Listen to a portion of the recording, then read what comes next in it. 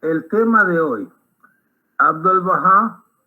Abdul Baha es hijo de Baha'u'llah. O sea, el fundador de nuestra fe, la fe Baha'i, es Baha'u'llah.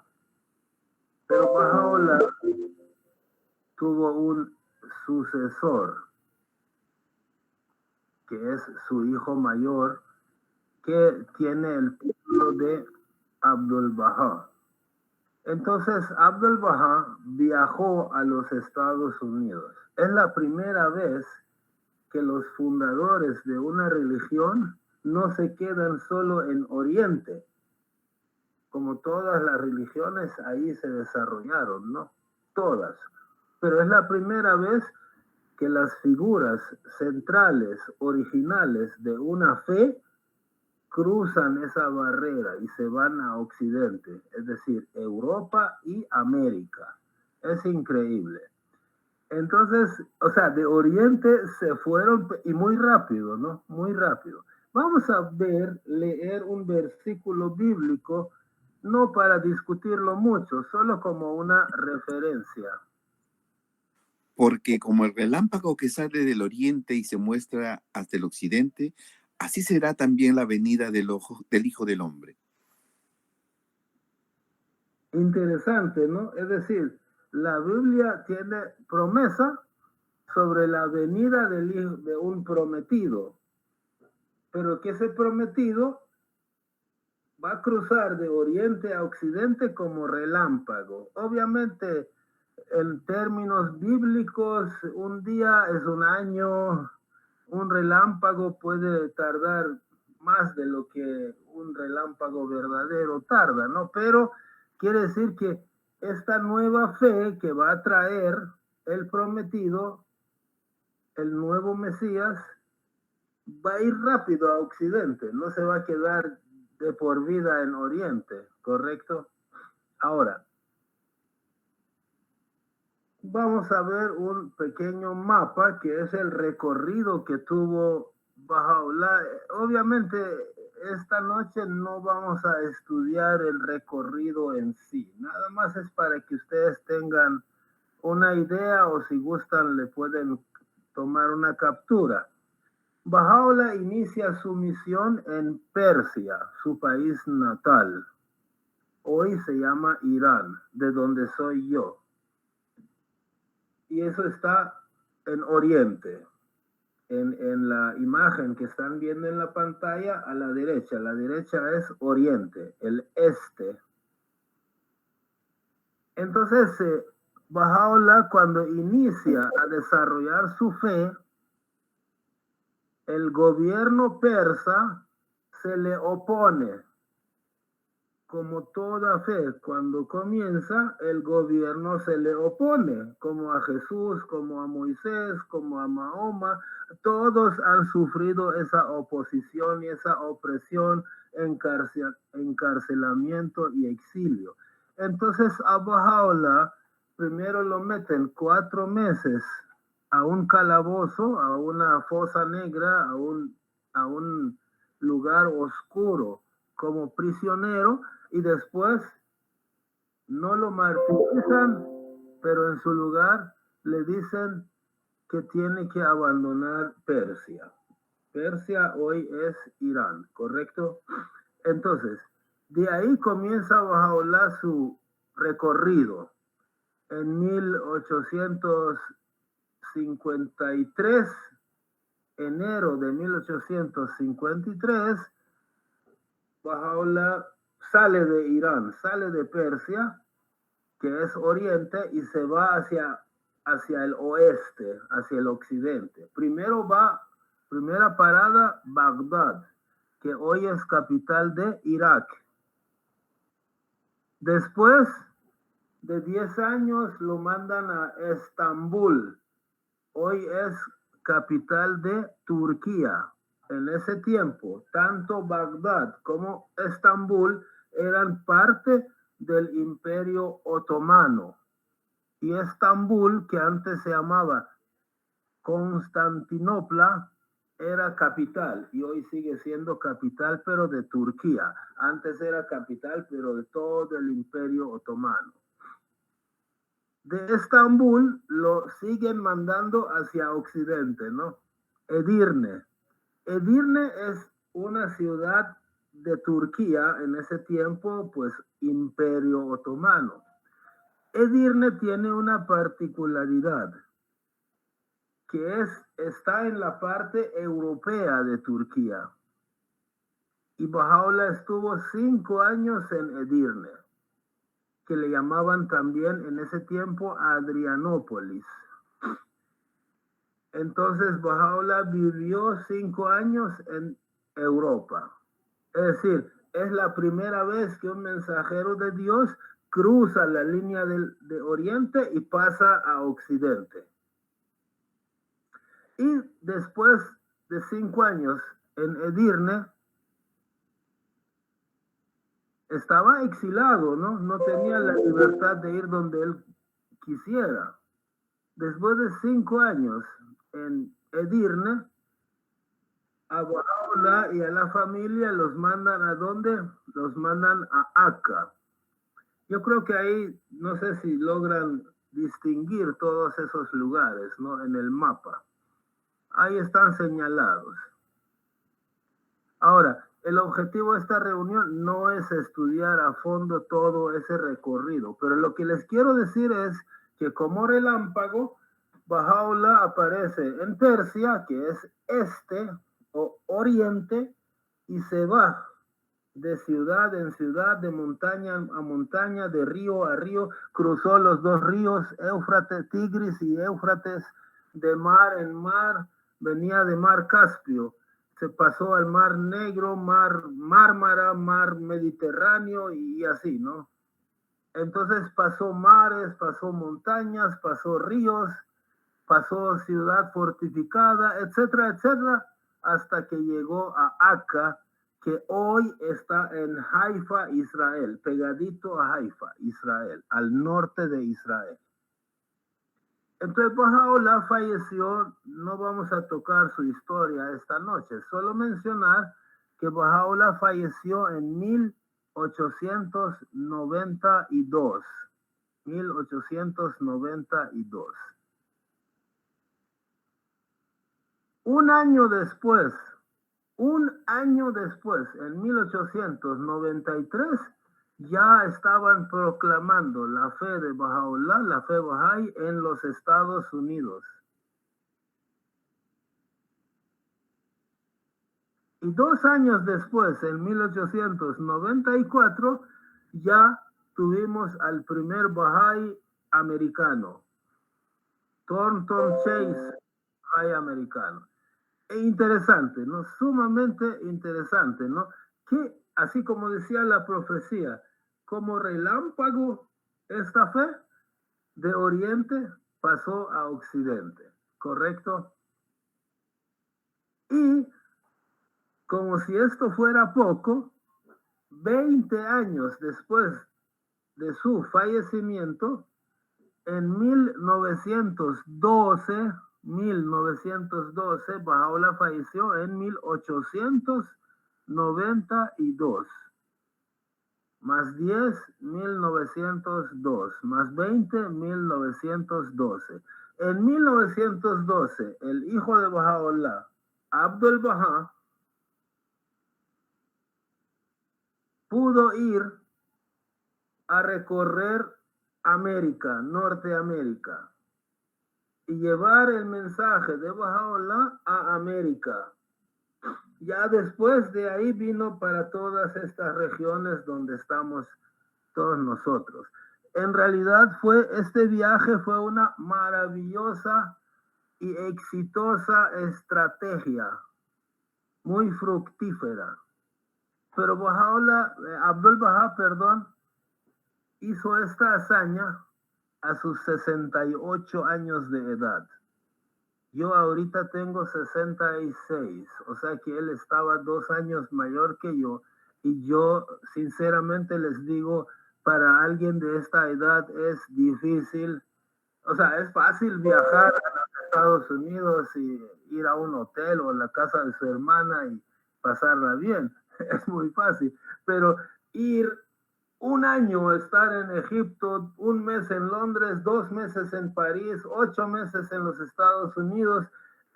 Es una hazaña para una persona de mayor de edad de 68 años, casi va para los 70, ¿no? Entonces, lo curioso es que justo en el año 1912, cuando Abdul Baha iba a viajar, él estaba en Egipto en ese tiempo, había ido a Egipto a promover la Bahá'í en Egipto. Entonces, y necesitaba de Egipto ir a Nueva York, ya en barco, ¿no? En ese tiempo no había aviones. Entonces, la única manera de cruzar el Atlántico, ir hasta allá, era en barco. Y había grandes barcos, uno se llamaba Cedric, por ejemplo, y últimamente habían construido un barco llamado Titanic, que era un barco muy cómodo, muy veloz. En 5 días llegaba de Inglaterra a Nueva York. 5 días.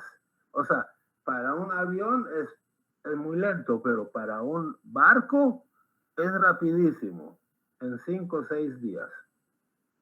Entonces, ya estaba hecho. Pero Abdul Baha no quiso, ya les voy a relatar cómo fue, ¿no? No quiso viajar en el Titanic y más bien viajó en otro barco, bueno, pero menos, más lento, menos cómodo, con menos lujos, ¿no? Que se llamaba Cedric. Ahí viajó a los Estados Unidos. Y aquí hay una foto. Esta foto no es cuando iba, sino cuando regresaba ya en diciembre. Él fue a Estados Unidos en marzo, salió para Estados Unidos y llegó el 11 de abril allá. Ya el 5 de diciembre subió a otro barco para ya regresar. Y ahí está la foto, ¿no? Esa imagen, me imagino que la tomaron los bahá'ís, los amigos bahá'ís de Norteamérica. Entonces fue un viaje muy estratégico, ¿no? Ahora, interesante es que el cristianismo, por ejemplo, ¿cuántos años tardó para poder llegar a Norteamérica o América? ¿Cuántos años? 1492. No porque no quisieron, sino porque no se podía, ni se conocía, ¿no? Ni se conocía América. Entonces, no estoy diciendo de que los cristianos hicieron algo malo, no, sino que pues se tardaron 1492 años para poder llegar a Norteamérica o a América en general. No fue como relámpago, ¿no? Cuando en 1492 llega el cristianismo o la civilización, digamos, europea llega a Norteamérica, el judaísmo ya tenía más de 2700 años. El Islam tenía 870 años. O sea que esas religiones tardaron esa cantidad de años o más para llegar a América. Claro, porque no había cómo. Pero el primer mensajero de Dios que pisa Europa, o sea, Occidente, porque Europa y Norteamérica y América son considerados Occidente. Asia para allá son Oriente, ¿no? Entonces, el primer mensajero de Dios que cruzó la línea entre Oriente y Occidente pasó por el Bósforo, que es un estrecho que está en medio de Estambul, ¿no? Que separa Asia de Europa. Cruzó ese Bósforo y estuvo 5 años viviendo en Europa. Y como ya les mencioné, en 1892 falleció Baha'u'lláh.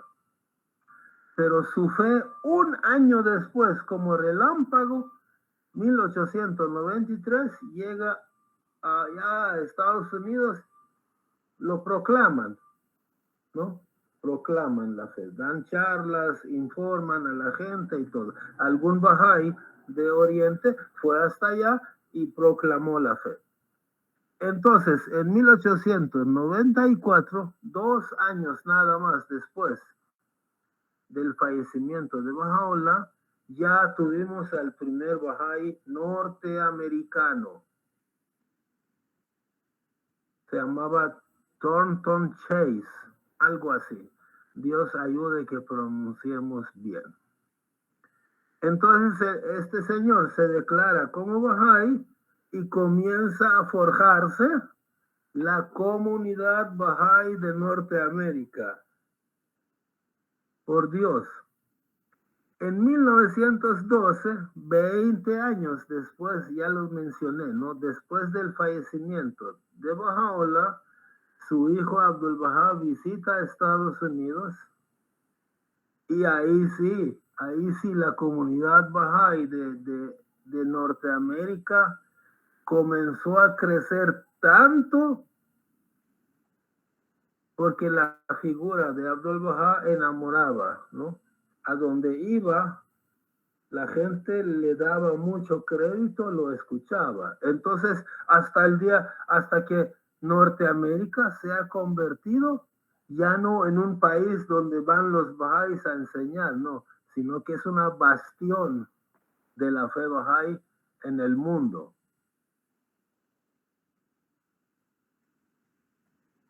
Ahora, otro hecho es esto, que cuando Baha'u'lláh falleció en 1892,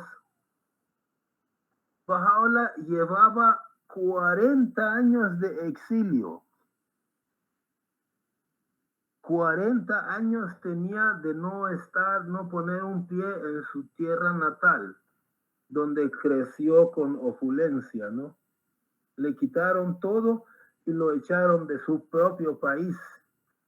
40 años de exilio. De esos 40 años de exilio, tuvo un fuerte envenenamiento, cualquier otro hubiera muerto, y los últimos 25 años casi de su vida estuvo literalmente en prisión. Una parte en celdas y otra parte en la ciudad, que no podía salir de la ciudad de Akka, pero era prisionero del gobierno turco. Entonces, todos ellos eran prisioneros del gobierno turco. Cuando falleció su hijo Abdul Bahá, que quedó a cargo del desarrollo de la fe, seguía siendo prisionero. Hasta que en el año, Baha'u'lláh falleció en 1892, 16 años después, en 1908, hubo una revolución de los jóvenes turcos, revolución que derrocaron al gobierno otomano, hicieron un cambio de gobierno, ¿no? Y con ese cambio de gobierno, todos, no los delincuentes, todos los prisioneros políticos y religiosos que no habían matado, no habían hecho delito, ¿no? Estaban ahí por su pensamiento, ¿no? Todos los prisioneros políticos y religiosos, entre los que estaba Abdul Bahá y su familia, fueron liberados. Entonces, después de Abdul Bahá, desde cuando tenía 8 años y meses, estuvo en exilio. 56 años.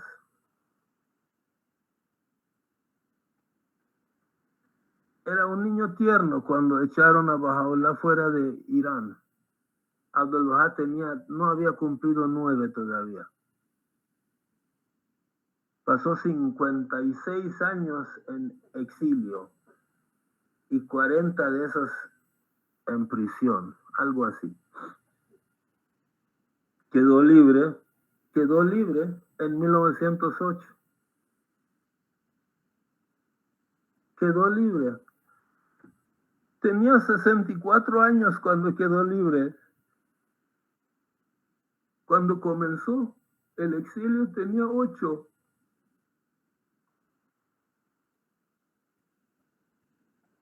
Los niños de 8 años juegan con carritos.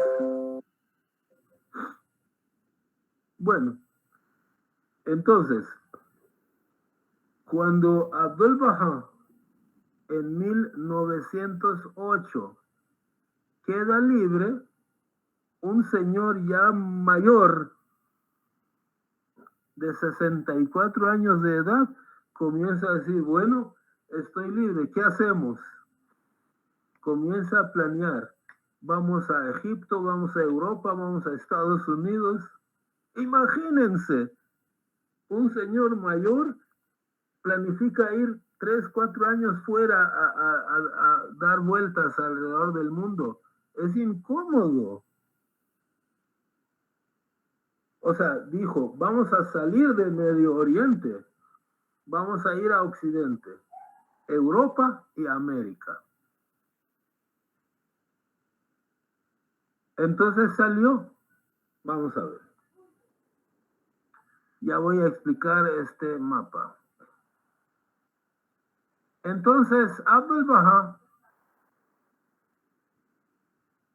como quedó libre en 1908, mientras hacía sus preparativos, 2 años después, cuando tenía la edad que tengo yo ahorita, 66 años, se va a Egipto. Se va a Egipto. Egipto está cerca de Israel, ¿no? Él estaba en Haifa. Entonces se va a Egipto, era ahí nomás, cerca. Tenía 66 años. Y estuvo 1 año enseñando la fe Bahá'í en Egipto. Y en agosto de 1911, o sea, 1 año después, ya cuando él tenía 67 años, de Egipto se va para Europa. Estuvo 1 mes en Londres, 2 meses en París. Y después regresa a Egipto. Ahora, en Egipto, digamos que ahí en el mapa está, a la derecha está Egipto. A la izquierda está Nueva York. Y en medio, con fondo amarillo, he puesto Southampton. Lleva un H de más, pero bueno. Que es en Inglaterra, lo que llamamos el Reino Unido. Entonces ya le voy a comentar qué es lo que sucede con ese mapa. Entonces, Abdul Baha regresa a Egipto, ya era el año 1912. El 25 de marzo, 25 de marzo de 1912, ahí está en el mapa, ya tenía 68 años, casi 70. De Egipto parte para Nueva York, para estar, no solo para estar en Nueva York, todo Estados Unidos, recorrió varios lugares, varias ciudades, viajando en tren de un lugar a otro. Estuvo 8 meses en los Estados Unidos. Después de ahí, regresa y hace una segunda visita a Londres y a París. Imagínense, una persona de tanta edad pasó varios años fuera de su casa, viajando en trenes incómodos, barcos incómodos, carretas, qué sé yo. Pero esta segunda vez que se va a Europa, además de Londres y París, también se fue a Austria, Alemania Hungría y Escocia. Entonces, ahora dejemos Europa y vamos a volver a Nueva York. Cuando llega a Nueva York, imagínense, desde Egipto se va para Nueva York. Sale el 25 de marzo, 16 días creo, ¿no? 16 días después, el 11 de abril, llega a Nueva York.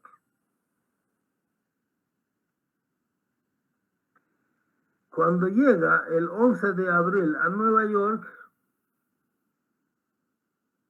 un día antes, el 10 de abril, ya había partido el Titanic de Southampton en Reino Unido.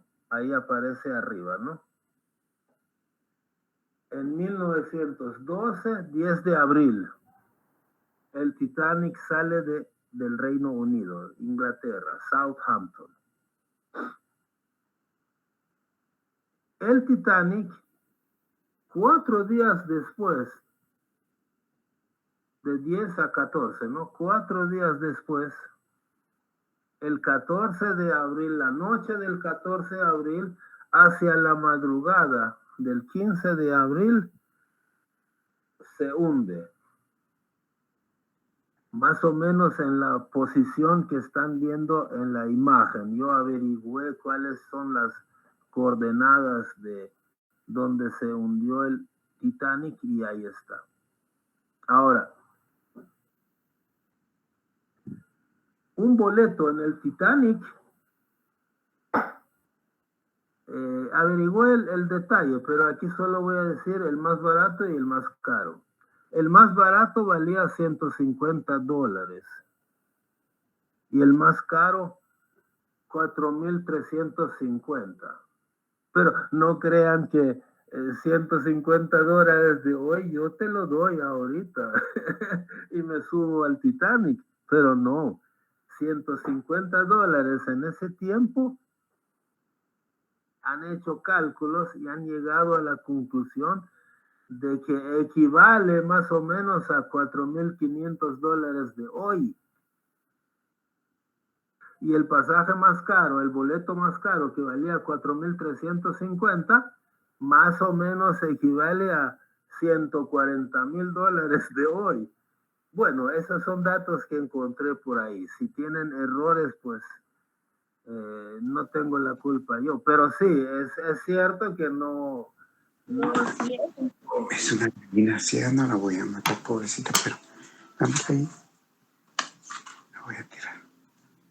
Bueno,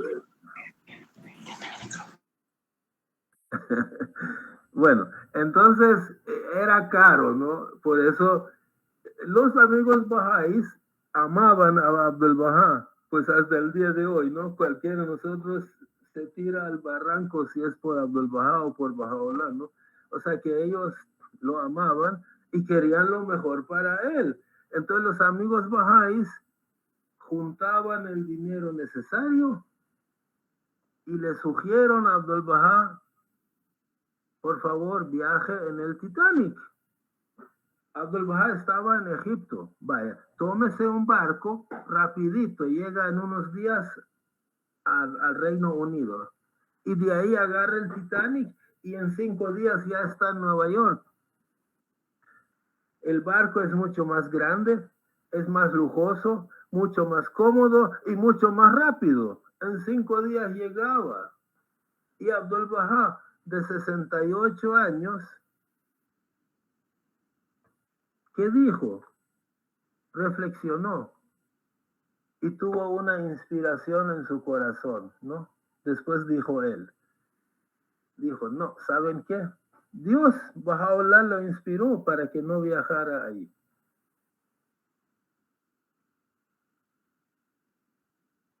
Dijo, no, mejor vamos en el Cedric.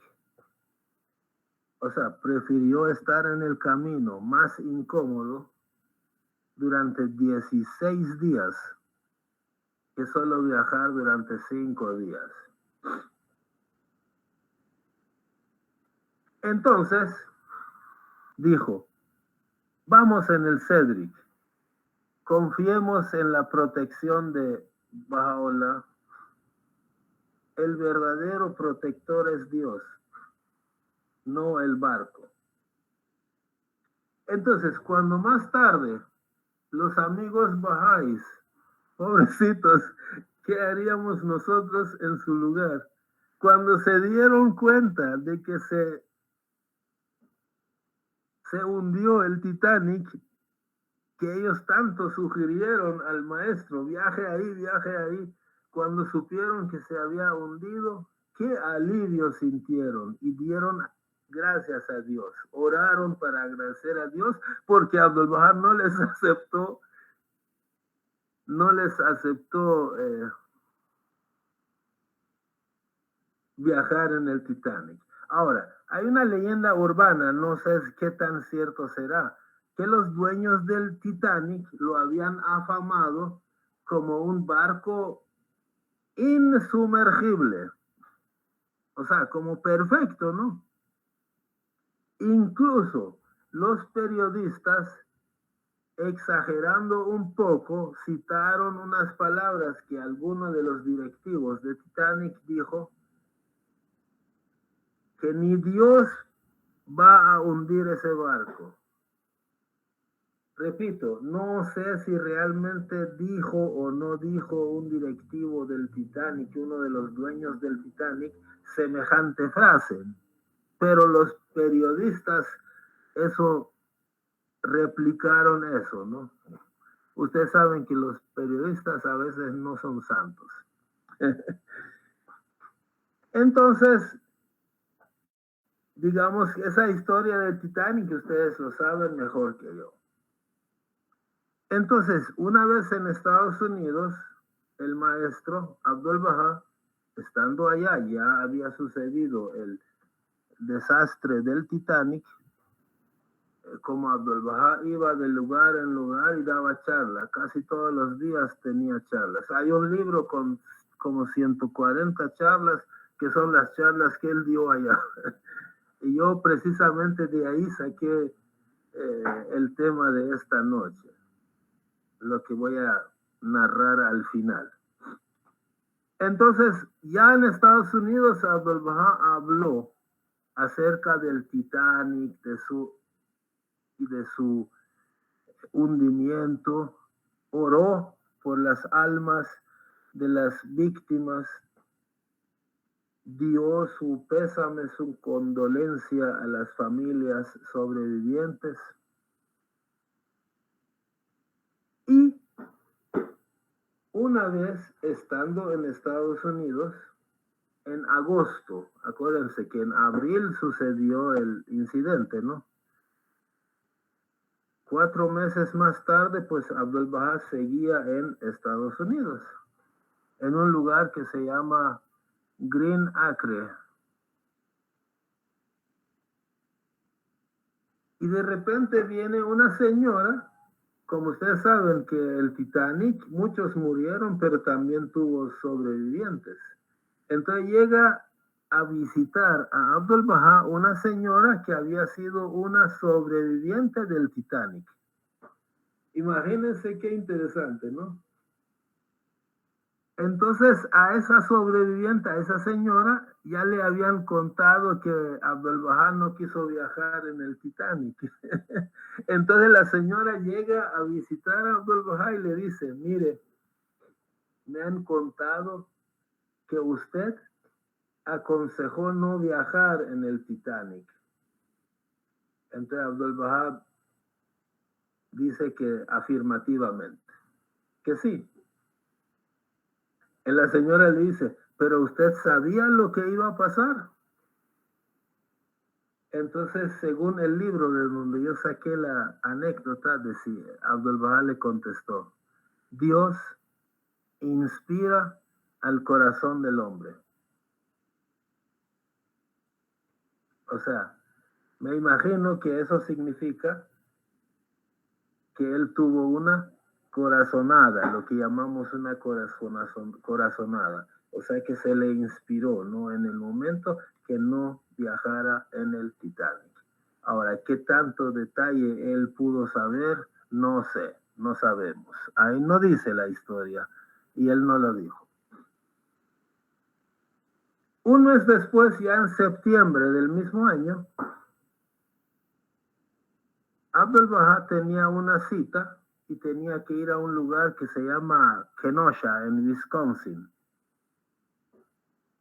Entre tanto, él fue a muchos lugares, en tren, en carretas, en, no sé, en diferentes medios, ¿no? En ese tiempo era bastante común viajar en tren, porque era la forma más rápida, ¿no? O no sé, una forma en que grandes cantidades de gente podían movilizarse.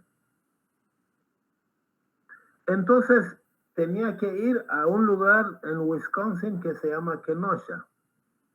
Pero para llegar ahí, iba en un primer tren y después bajaban de ese tren y se subían a un segundo tren ya para completar el viaje.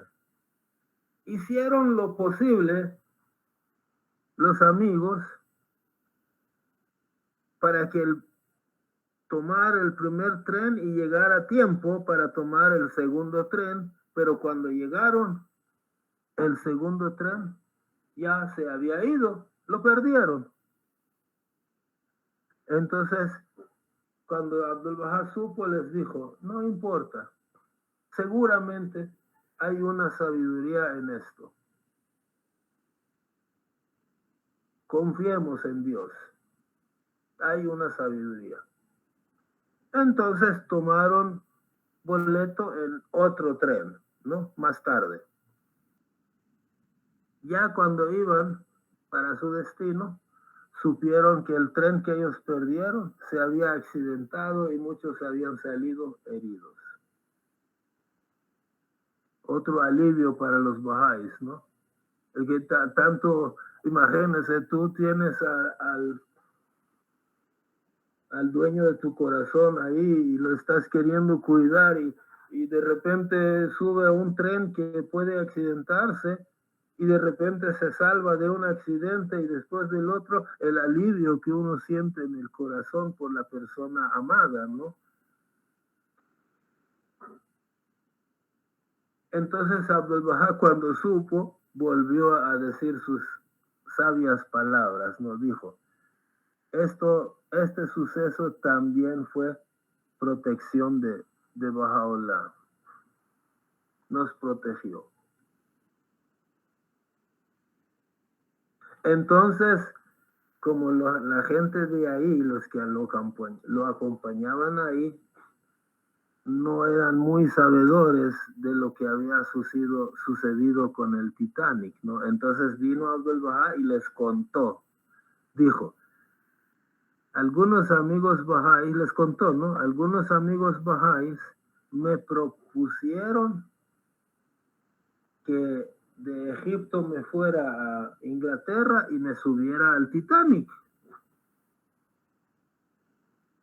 Pero el Titanic después se hundió. La bendita belleza, Bahá'u'lláh, nos guió, nos inspiró a que no tomáramos esa ruta y viajáramos en el Cedric. Imagínense si Abdul Baha si hubiera viajado en el Titanic, hubiera conocido a Leonardo DiCaprio, ¿no? Sí, sí. Entonces, más adelante, Abdul Baha tuvo que dar una charla, le pidieron que hablara sobre una charla acerca del Titanic específicamente, ¿no? Entonces ahí fue que Abdul Baha dio la charla que yo voy a narrar a continuación. Pero antes quisiera saber si alguien desea enriquecernos con su opinión.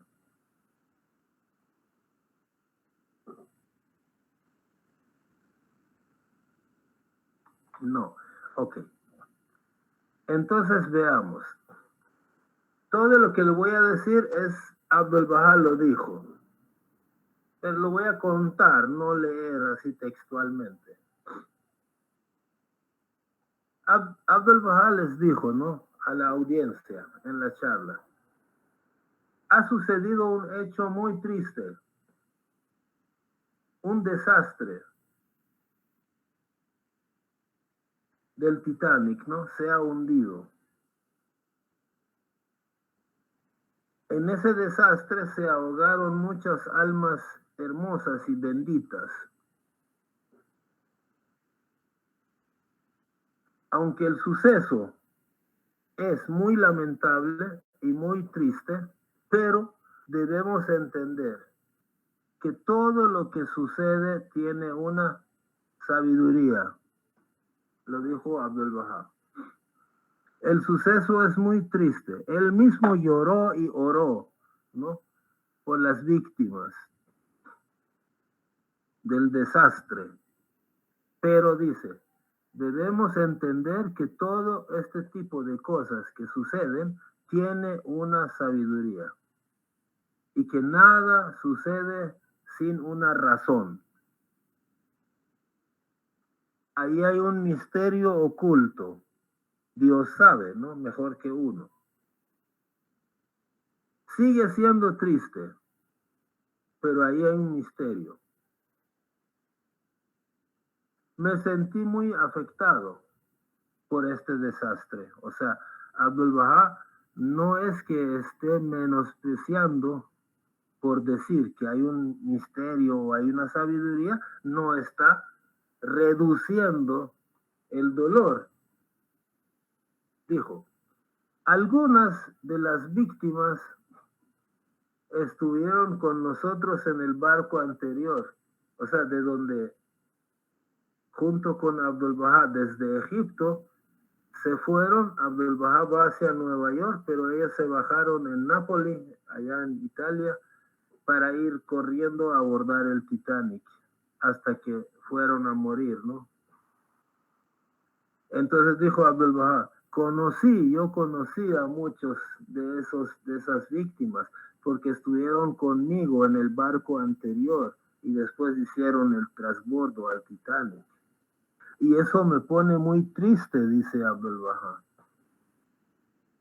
Pero me consuelo al entender que los mundos de Dios son infinitos y que aunque ellos fueron privados de esta vida terrenal, tienen la oportunidad en el más allá, en los otros mundos de Dios. Así como, por ejemplo, Jesucristo dijo, ¿no? ¿Qué dijo Jesucristo? Bueno, ha dicho muchas cosas, ¿no?, acerca de la vida eterna y la vida espiritual. Una vez dijo, en la casa de mi padre, es decir, cuando ya uno muere y se va a otros mundos de Dios, en la casa de mi madre hay muchas mansiones, ¿no? Algo así dijo Cristo. Entonces, Abdul Baha citó esas palabras de Cristo. Entonces, ellos, esas almas del mundo pasajero, han pasado al mundo eterno. Es decir, para ellos no hay una tragedia. Para nosotros sobrevivientes sí, pero para ellos no hay tragedia, porque de un mundo más débil han pasado a un mundo más eterno y más fuerte y más placentero y más amplio. Dejaron esta vida material hacia rumbo un mundo espiritual más sublime que este. Renunciaron a los placeres terrenales, ¿no? Ahora participan de una felicidad eterna y permanente en el reino de Dios.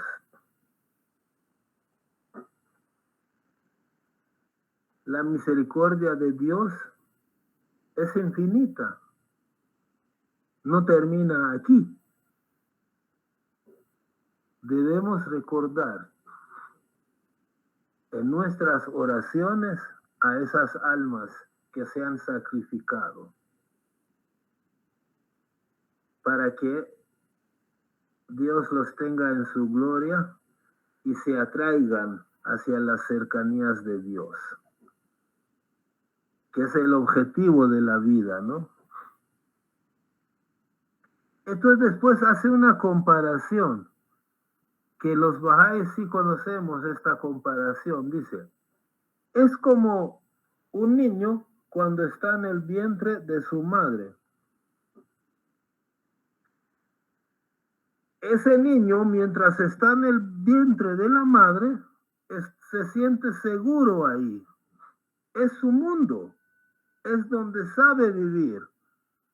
Así como ese niño que está feliz ahí porque se siente seguro, ¿no? Está en su mundo. Pues nosotros ahorita aquí nos sentimos en nuestro mundo, ¿no? Felices, seguros. Nos desenvolvemos en este mundo. Pero ¿qué pasa cuando ese niño que está en el vientre de su madre nace a este otro mundo?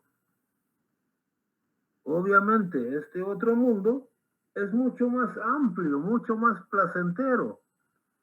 Pero el niño no lo sabe. El niño no tiene tanta conciencia para exactamente saber lo que estamos hablando, pero inconscientemente el niño cree que lo están alejando de su casa, lo están llevando a un lugar incómodo, que lo están llevando a un lugar terrible. Entonces comienza a llorar, reacciona así, porque está dejando el vientre de la madre, que es su hogar, su casa, para venir a un lugar desconocido. Pero ¿qué pasa unos meses o unos años después, a medida que va abriendo los ojos, los oídos, desarrolla su conciencia? Pronto descubre que no, hombre, ha pasado de un lugar oscuro a un lugar lleno de luz, resplandeciente, de un lugar cerrado, está pasando a un mundo espacioso, agradable, donde en el hogar anterior se alimentaba nada más de sangre de su madre a través del cordón umbilical. Y ahora puede comer tantas delicias, ¿no? Tantas comidas ricas, deliciosas, y puede hacer tantas cosas que en el vientre de su madre no podía hacer. Entonces su nueva vida en este mundo está llena de brillo, de belleza. Se deleita con las montañas, con los lagos, las praderas, campos verdes, ríos, estrellas, respira aire fresco y da gracias a Dios por haberse liberado del mundo, de la prisión donde estuvo en el vientre de su madre antes de nacer. Está en un nuevo reino, mucho más amplio, mucho más espacioso, mucho más placentero, ¿o no? Entonces dice, la relación de este mundo temporal con la vida eterna en el mundo del más allá es exactamente lo mismo. Cuando tú naciste del vientre hacia este mundo, estás llegando a un mundo millones, infinitamente superior, infinitamente más placentero, más libre y más brillante. Ahora imagínense, yo me muero y me voy al reino eterno por Dios. es infinitamente mejor que aquí. Tal vez al principio, así como el niño cuando nace, llora porque extraña la cueva oscura donde estaba, lo extraña, piensa que esa es su casa, ya se murió, ¿no? Ya se fue a un lugar desconocido y llora. Al principio es difícil, ¿no?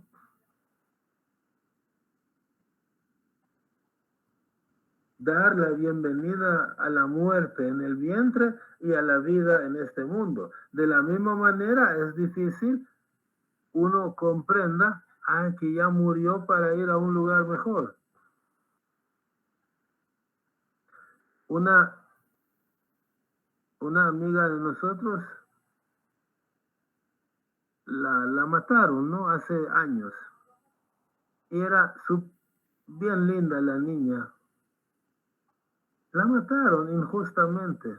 Y su papá estaba tan afligido y triste, sufría porque su hija se fue. Obviamente él entendía todos esos conceptos, pero no deja de ser triste. Yo hasta el día de hoy pues me pongo triste cuando me acuerdo de ese evento, ¿no? Pero el papá no aceptaba la muerte de su hija.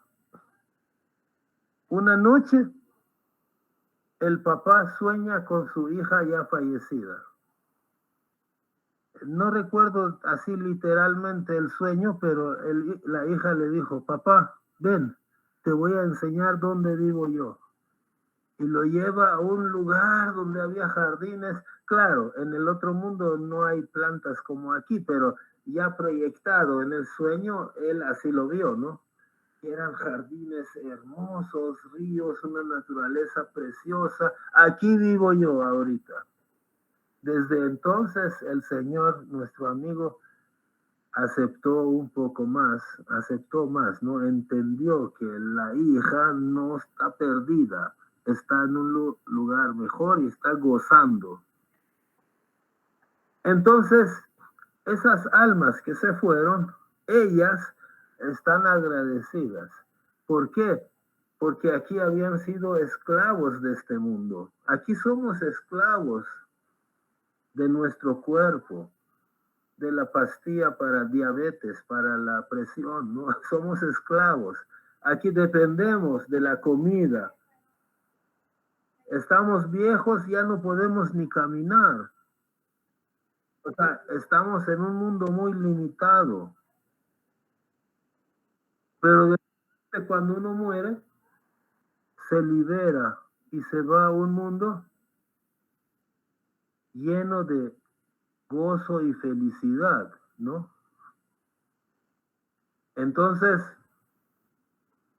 para las personas sobrevivientes es muy triste porque temporalmente se separan de sus seres queridos, pero para las personas que se fueron es un deleite maravilloso, ¿no?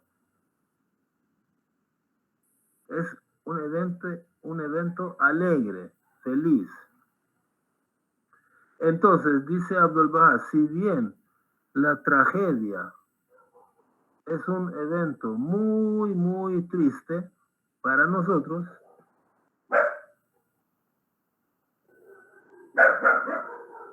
estas son las consideraciones que pueden consolar a los sobrevivientes, a los parientes que han quedado atrás, ¿no? Así como a mi amigo, al saber que su hija está en un lugar 1.000.000 de veces mejor que aquí, o mucho más, ¿no? Entonces, los sobrevivientes, al conocer estos datos, tienen que estar, no dejar de extrañar a sus parientes fallecidos, pero están tranquilos, más tranquilos, sabiendo que esos parientes fallecidos no han desaparecido, están en mejor lugar, literalmente están en mejor lugar. Entonces, Este tipo de sucesos obedecen a causas profundas que no siempre nosotros entendemos. Por ejemplo, ¿por qué tiene que morir un muchacho joven o una niña tierna, ¿no? Antes de que le toque, ¿no? Antes de que termine de desarrollarse. Hay ciertas lecciones y sabidurías en los accidentes que suceden que no siempre nosotros terminamos de entender. Estamos viviendo hoy en una época en la que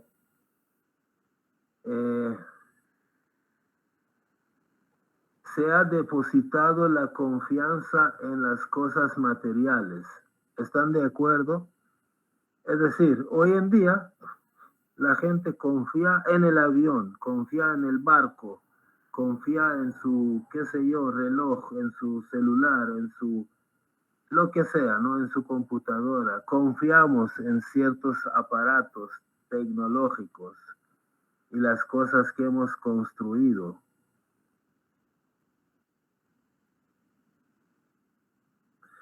A veces el hombre cree que el gran tamaño de un barco o el gran tamaño de un avión, ¿no? Es su fortaleza, es su perfección.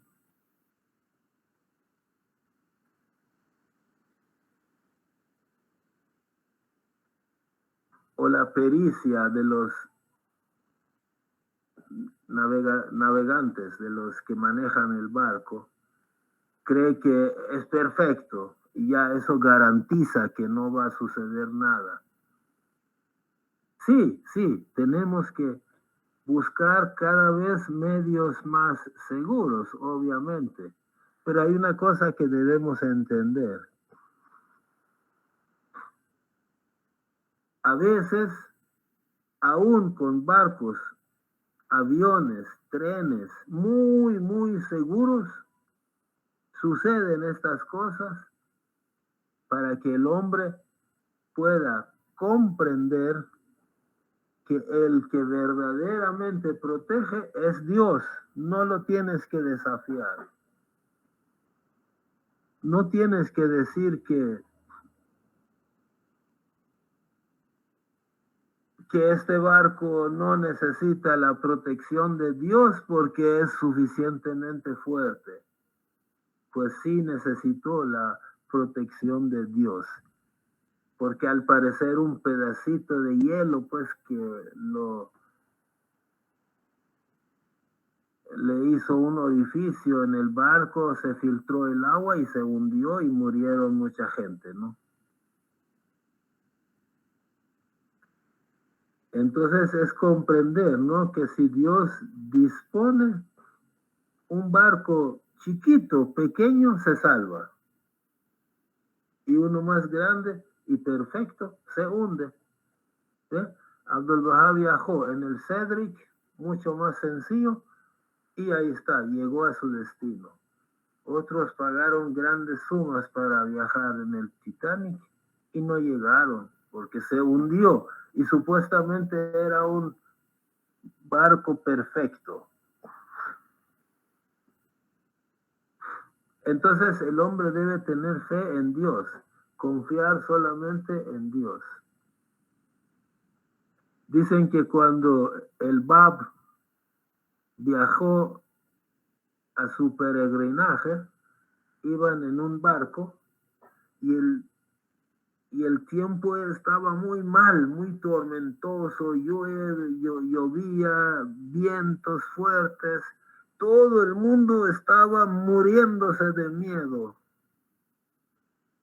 porque se imaginaban que en cualquier momento el barco no era ningún Titanic, era un barco más sencillo, ¿no? Sencillísimo.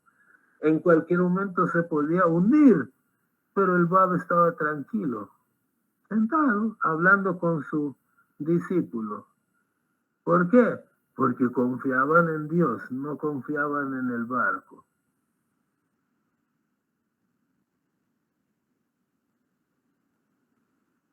Ahora, esto no implica que el hombre no debe hacer mejores barcos, mejores aviones, mejores de todo, ¿no? Claro, y lo está haciendo. Pero a lo que quería llegar Abdul Baha, que la última confianza es en Dios, no en el barco. O sea, si bien tienes un barco casi perfecto, no tienes que dejar de pedir la protección de Dios, porque el verdadero guardián es Dios. Si Dios protege, nada sale mal. Si no es su voluntad, el mejor barco se hunde y uno peor se salva. Bueno, esta es más o menos la historia, una breve historia de lo que sucedió con Abdul Baha, que no quiso viajar en el Titanic y se salvó del hundimiento, y la charla y algunas anécdotas allá en Norteamérica, ¿no? Días después, hasta que ya en diciembre de ese mismo año regresó, volvió,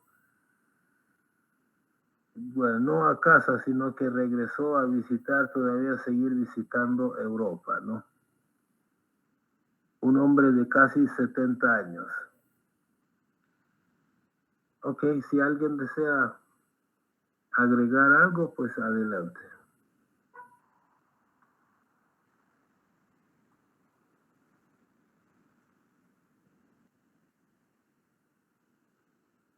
Si no, hoy vamos a ir más temprano a casa. Muchas gracias. Gracias a usted, Kurosh. Gracias. Solo nos Buenas hizo noches. falta una cosa. Diga. Música de Titanic. Ah, La música. si quieren canto ahorita. ¿Quieren? No, Gracias, Kurosh. Buenas noches a todos. Buenas noches. Gracias.